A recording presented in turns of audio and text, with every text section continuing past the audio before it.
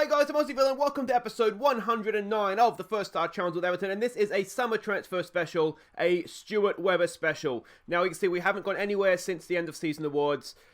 I'm really concerned at what could happen here because Stuart Webber has £200 million to spend this summer. And we know what he's like. We've seen what he's like. Anything could happen here. I'm actually tempted. We need to spend some of this money for him. I wonder if we can get a new stadium. I really feel like we need to upgrade to like the Aussie Villain Stadium or something.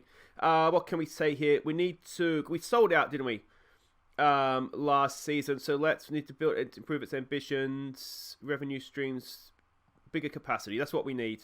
Come on, mate. We're one of the biggest teams in Europe. I'm sure we can fill a bigger stadium. All I've done for this club, at least you could do for me, is build me a stadium. I mean, that's not self-indulged at all, is it? The fans are behind me. We want a new stadium. Write your letters. Email to Fahad Maziri. We want a new stadium. We could be left behind by our rivals. Liverpool's got a bigger stadium. I don't know. I can't stress how important this has been. I'm not going to quit. But let's just pretend we don't. We link it to the press. Let the press know all about that. Anyway, I have a good relationship. I'm not going to get in trouble by bagging the boss to the press. But anyway, let's have a look at how we did this season. We can see here players that played lots of games. It was Lafont, it was Felipe, it was Milo, it was Stark. We know who the stars are. There's a part of me that thinks we might need to look to sell off a few players here. I'd like Rainer Schiffers. He didn't start a game for us though, which is maybe a sign that he's a good player though. Maybe we don't need him. I'm thinking Harry Wilson. I mean, I can't sell players because that's not my department. But what I can do is I can transfer list them and say, please remedy that mistake. We just don't need him. I'm going to say we didn't use him. We didn't use him and we don't need him. He's valued at 35. How is he valued at £35 million? Anyway, quick game's a good game. Let's keep this going. Callum Black. I actually don't mind Callum Black. I think he's a decent enough player for us. And by Stuart Webber standards, the 71 grand, he isn't on the biggest money either. Harry Wilson's he's on more, which tells you something doesn't. He's actually not that bad, but we just don't need him. Anybody else here? Hampson. I like to use Hampson more. Look at that, 8 goals from 5 starts. Kai Havertz is a good player, though we don't really need him. John Joe Kenny is one that... Do we need John Joe Kenny? He's on 105 grand a week. That's a lot of money for a third choice right back, isn't it? I actually like our squad. I wonder if there's one or two we could get rid of here. But let's have a look. That's the appearance. Let's have a look at goals here. We know that Schweinsteiger led the way. Despite what I felt was a poor season for Rafinha, he still was really, 11 goals from wide areas is not the worst. Richarlison got 10. Cook, Vlagic chipped in, as did Hampson. Bouvier got a few. Bouvier and Hampson, that makes you think we're underusing them, doesn't it? Really good goal returns from them. Zamora, Canente, Lookman. Havertz did fine, didn't he, when he came in. Stark as well. Gomez from the back. Adam Militao was penalties and free kicks usually. Tom Davies is another one, isn't he? He's a club-trained player, which makes him useful. But he's on 90 grand a week, and have we moved past him? It says he's a world-class midfielder. I think we may have moved past him a little bit. If we look at assists here, very low assists, but also equally, they was kind of spread out, wasn't it? Timon, Richarlison, Cook right up there. Rafinha, Milo getting forward from right back with 6 assists. Gomez, Vladzic, there goes my voice. Schweinsteiger, we can see it there all the way down to... the likes of Harry Wilson, who got 2 assists from 3 starts.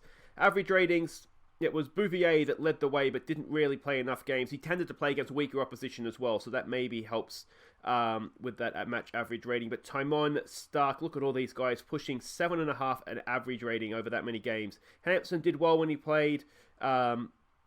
You can kind of see everybody there. If we scroll all the way down to... Is it Michael Stevens? Terry Cook averaged over 7. There's only a very few players here that didn't average over 7, and the only one that was a regular perhaps is Sander Berg.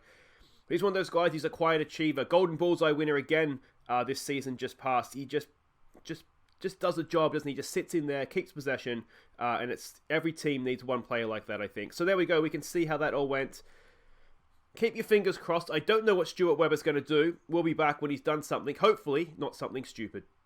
Okay, we have our sort of commercial end-of-season update here. Now, surprise, surprise, we failed the Premier League wage increase regulation. It was never in doubt. We've been fined $1.5 million, so that's fine. That'll come out of Stuart Webber's salary, I think. We've been hit with a tax bill, $1.7 million, which is fine, I guess. Commercial summary. Here we go. Now, let's see here. Commercial deals. We have a new 145 million 4-year sponsorship with a soft drink partner. So I'm going to say Pepsi or Coke has probably jumped on board there, which is excellent. That is a lot of money. I'm assuming it's not that every year. It's that divided by 4. But 8 new deals worth 62 million a year. It's pretty good. That's really impressive stuff, isn't it? That's a lot of sponsorship money. Corporate hospitality was down. So yeah, some leftover prawn sandwiches out back, if anyone wants any. Commercial, match day commercial and retail was down ever so slightly. Let's see, broadcast revenues were down a little bit, but that's probably getting knocked out of the Champions League as early as we did. Competition prize money, again, that was down, but again, that's getting knocked out of the Champions League a little bit earlier than we would have liked. Shirt sales, 26.71 million with almost half of that, more than half of that being non-domestic. So that's good. See, we're a worldwide club now, which is good. We sold just under 800,000 shirts. Richarlison, Rafinha, Havertz, maybe a surprise there. Schweinsteiger. I'm going to tell you what, Tom Davies continues. The Davies shirts continue to march out the door, don't they? Which is good. Now let's have a look here. What else we've got? A scouting budget. That's fine. Everton, we provide... What do we need 20 to cover debt incurred this season? That's Stuart Webber, isn't it? That's all that can be. And 6 players called up for international duty. Anybody here? Hampson Turpey is off to England 21s. So it must be an under-21 summer tournament coming up. Well, that's all the sort of the commercial stuff done. Now, the one thing I did want to just quickly draw your attention to, now that we are updating our training facilities, the reason being for that is that technology had moved on and we're now only rated superb, not state-of-the-art. So that's fine. We're getting those updated. But one of the big reasons why I want to get a new stadium, apart from I really think we can do with a bigger capacity, considering we sold out pretty much every game last season, these corporate facilities are only adequate. I think we would make more money, and this is just me hypothesizing, but I think we would make more money if we had a new stadium with, state-of-the-art corporate facilities as well. So I actually think it would help the club overall, but they seem really, really reluctant to do it. I mean, I understand it's Goodison, and that's, that has its own thing. It's been built, it's been there since the beginning of time, really, hasn't it, in terms of football. So, yeah, I just think we need a new stadium to kick on a little bit. But we're doing okay without it. Anyway, guys, we'll be back when Stuart Webber has done something. Just hope it's not something stupid like sign Harry Wilson on 75 grand a week.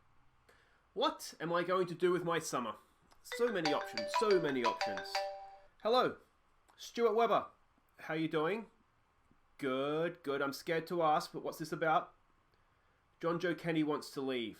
Okay. Do you have a word to him to sort of clear everything up? You've had a word to him. Good. He still wants to leave. Okay, mate. Fantastic. Well, that's your problem now, I guess. Take care of it. Stuart Webber does it again. Our backup left back is now on 145 grand a week. Luis Gustavo is happy with that. I would imagine he would be. Canente's a British citizen now, so that helps us in terms of foreign player limits and things like that. So welcome to the dark side, Canente. Everton contracts to expire. I'm assuming that Mr. Webber's going to take care of this for us. But we'll keep an eye on that. Players got up for international duty. Must be some sort of summer tournament on.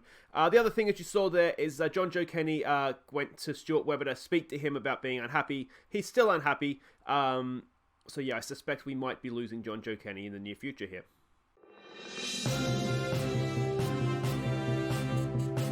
We have some breaking transfer news. The transfer window is now open. It's June 10th, and it is someone that I think, if I remember correctly, I think I signed this guy when he was 16 from AS Monaco. So this predates Stuart Webber. We've been waiting a long time for this one to get across the line.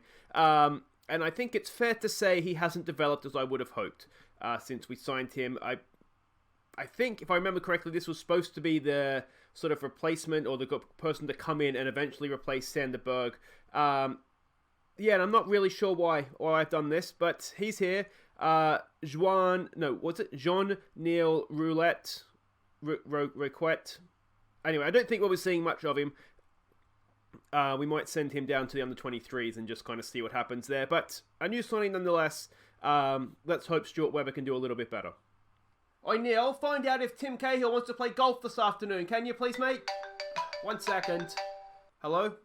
Stuart Webber. What's going on here, mate? You've accepted a bid for £61 million for Militao. Mate, we paid $70 million for him. Why are we operating at a loss? He's one of our better players. I know I said keep John Joe Kenny happy. I didn't mean doing it by selling Militao. mate, just offer him a new contract and just hope he signs it. You're a moron.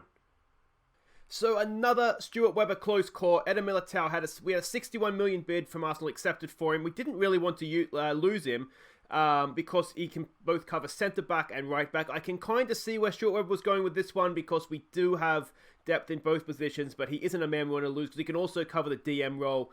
He's a very, very useful player for us, but we're now paying him 200 grand a week because we had to offer him a new contract so that we didn't sell Militao for what actually would have been a loss. Having got 2 really good seasons out of him, having bought him for 70 million, we almost sold him for a loss, which would have been outrageous, but we didn't. We've got away with it. Stuart Webber almost strikes again, but luckily a new contract rode in to save the day. There's still a long time to go in this transfer window. Who knows what's going to happen. Now, if you're wondering what happened in the Champions League final, it was Liverpool versus Inter Milan. Inter Milan didn't win, so we won't say anything more about that. But what has happened is, if we go and have a look here at Liverpool, Klopp has left. They don't have a manager right now, so Klopp has sort of said, well, finally I've beaten Everton in something, so I'm just going to ride off and into the sunset.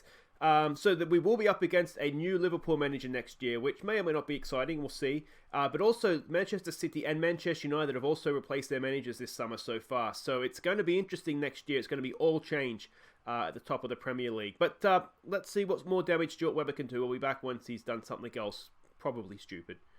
Just a quick lesson in the importance of adding the 50% sell-on fee when you sign sell a player that's got good potential, even if they don't quite make it at your club. Remember Lewis Gibson? We sold him for, it was just under £1 million a few seasons ago now to Aston Villa.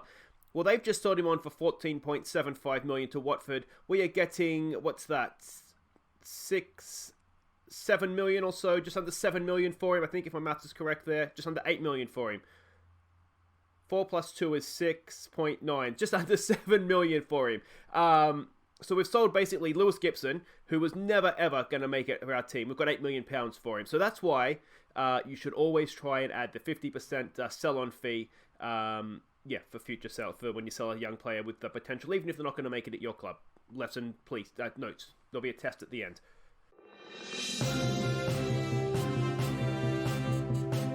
We have a departure to announce, and it is John Joe Kenny to West Ham. You can see here, if we click up to the next one here, it is 34 million up front, potentially rising to 50. I think Stuart Webber's done okay on this one, to be honest. He wasn't happy. We weren't really using him.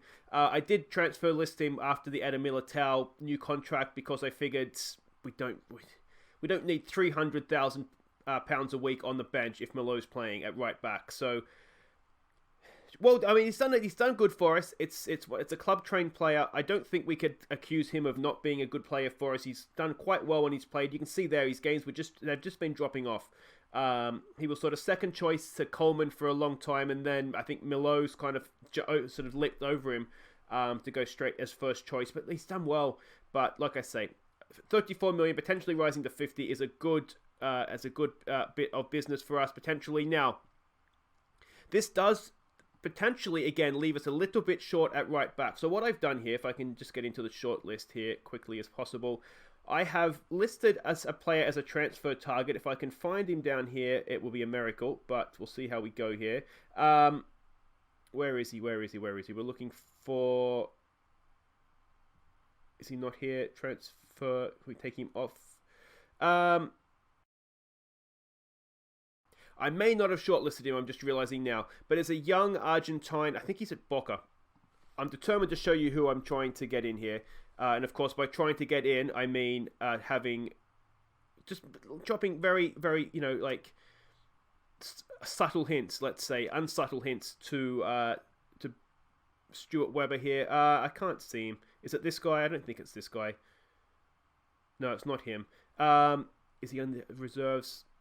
It'll be a surprise, and if we get him, it'll be a surprise for us all. Is he in the under-21s? This could be him here. Is this him? No, that's not him either. So we're looking to get another right back in, just because if we look at the squad, we might find ourselves just a little bit short at right back. We have Milo, we have Eder Militao, who can play there quite well. Gustavo can go over there, but we don't really have anybody in the youth teams coming up. I mean, we're looking at a one-star player here, even as a third choice right back. that's not what we want to rely on. So hopefully we'll get this young Argentine kid in. Hopefully Stuart Webber will understand that we do need to get a right back in on lesser wages. Just as cover essentially. But the big breaking news here, John Joe Kenny has left for West Ham. Oh, absolutely nothing going on around here. Let's see what he's doing. Hey, Stuart Webber. Hey, mate, it's Aussie Villain. How you doing? Good, mate, good. Look, I'm just making sure that you're still employed at Everton FC. You are, as a director of football? Okay, and you are aware that part of your responsibility is to sign players? Okay, mate, just checking. Be a little bit quiet, but I'll let you do your work. Alright, so it's been a little bit quiet on the transfer front, but we have just been to Wembley to play the FA Community Shield against Manchester City. Let's see how we went. Despite having the better of the game, this one went to penalties. Edison pulled off a stunning save from Blagic to get us off to a poor start. Getson, then Sergio Gomez converted, before Lafont saved from Leon Bailey to tie things up again. Zamora converted to give us the lead, but Giovanni tied it up for City. Canante, no more penalties for Canante. Laporte stepped up, putting City within touching distance of the cup. Stark kept us alive, but Lafont couldn't save us again, and City won the day. So there we go, it just wasn't meant to be on the day. We were the better team, we had more of the highlights, you can see we had a lot more of the possession. Carlo Ancelotti is the Manchester City manager now, and he's got off to a good start for them. Just didn't quite have it in the penalties, unfortunately, at the end of the day there. So we've lost the Community Shield yet again, but it doesn't really matter, does it? There's still a few days to go here in the transfer window. We're at August 5th, Tuesday, so I think we've got about 2 more days of the transfer window to go. We haven't seen anything from Stuart Webber. I'm beginning to wonder, as you saw, if he's still employed at the club. I'm assured that he is. I really want to get a third choice right back in, if I'm honest, so let's see what happens these last few days. Oh, transfer deadline date. I do hope Stuart Webber comes up big with a right back here for us. We're a little bit short there. Hello. Oh, Stuart Webber, I was just thinking about you, mate. What's going on? You have transfer news at right back. Excellent, I'm excited. What have you got for me? You've accepted a bid for Chelsea for $99 million for Loic Malo. You moron. What are you doing? I wanted to sign a right back, mate, not sell one. Luckily for us, Malo has rejected Chelsea's contract. God only knows how much money he was asking for, but I've just come down from not even a mild state of panic. Severe panic. I told him to negotiate a new contract. He refused. Milo refused to negotiate a new contract. I was just sitting here just waiting, having sold John Joe Kenny, to find out that our first choice right back has left, and we have basically Eder Militao as our only right back at the club. But thankfully for us, Milo, for now, is still an Everton player, and I have increased his asking price just to ridiculous amounts. Where are we here? So 150 million will get you him now. I'm tempted to go even higher. What's the most we can go? 200 million. 200 million for a right back. If we get that, then, well, it doesn't help us because we still can't. We'd have to sign a new one, and I'm not convinced Webber's going to do that. It's deadline day, guys. We have about, I don't know what time deadline day is, but it's 10:45 a.m. deadline day. Just pray to Jesus or whatever you got is that let's just get past the deadline with our squad intact. Oh, thank my lucky stars that we didn't lose Milo. I don't know what I would have done without him. Oh, please don't be Webber. Hello.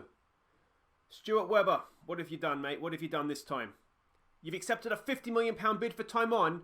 Mate, stop. Please, just stop. You're killing me, mate. I beg of you. Just go home. Just go home.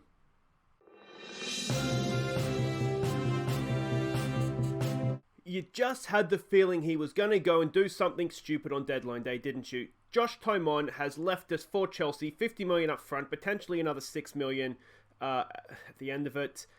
I mean, purely on a business point of view, you could argue that we signed him for 16, we've got good seasons out of him, sold him for 50, we've done okay there. This isn't as bad as right back, because we do have, if we go to squad here, we do have a couple. It means basically we're going to have Gustavo as first choice now, which isn't the worst, and then we do have Vincent Verstraete as the backup. So we can get by losing Josh Tomon. Obviously, on deadline day, I really didn't want to lose my first choice left back, but this is doable. But I'm scared. We've still got 4 hours to the deadline closes. God help us. Has the window closed yet? Is it safe to come out? Okay, thankfully, the transfer window has now closed and we haven't lost anybody else. Yeah, I mean, you can see Manchester City's gone big. Antonio Marin, for all you Villa fans out there, he's gone to Manchester City, as has Nacho Ruiz. Yeah, that's fine. We've lost time on. City were the big spenders. Berry were also the most active, so that's Championship club. That's almost sad to see, isn't it, given what's happened in real life. But if we go and have a look at the transfer window, I mean, it's been an interesting one. I will say that. We have spent 2.5 million, and that's actually money that I spent a long time ago on a player that isn't registered in the Premier League squad, although he probably could be now because Taimon's left. I might actually need to see if I can fix that. Anyway, I don't know if I can fix that now. So we've bought him in, and we have bought in £84 million. The two big ones, of course, we lost a right back in John Joe Kenny, which I was fine with. And then we've lost a left back in Josh Taimon, which I'm really not fine with, to be honest, but it's done now, so there's nothing we can do about it. Let's have a look at the team that we have ready to go now for this upcoming Premier League season, and it's fine. It's essentially the same team we had last year, just less Kenny and Taimon. So you could argue we've weakened ourselves. So excellent job, Stuart Webber. So the main striker will, of course, be Michael Schweinsteiger. The backups for him will be Terry Cook, will be Rainer Schiffers, and will be Aaron Hampson. So we've got four really good options when we only really play one man up top. We do have Owen Manning up there as well, who can play, and there's a couple of other youngsters as well. You can see below that. The wingers, we are still relatively well served in wingers. Richarlison's still there for the left, as is Ademola Lookman. We didn't get rid of Harry Wilson. Despite our best efforts, he's still wanted, he's still transfer listed, though now that the window's closed, who's he wanted by? We might as well just take him off the transfer list so he's not unhappy. We know Gomez can play on the left side of midfield, but Gabe Wilson will be one of the other main options there. On the right, the only person or people we haven't really seen are Bouvier, who is, I think we're going to have to use him more last year, given what he did given what he did last year. Rafinha can play out there, as can Kai Havertz, but he won't be there. He'll be primarily used in behind the strikers. Please, game, there we go.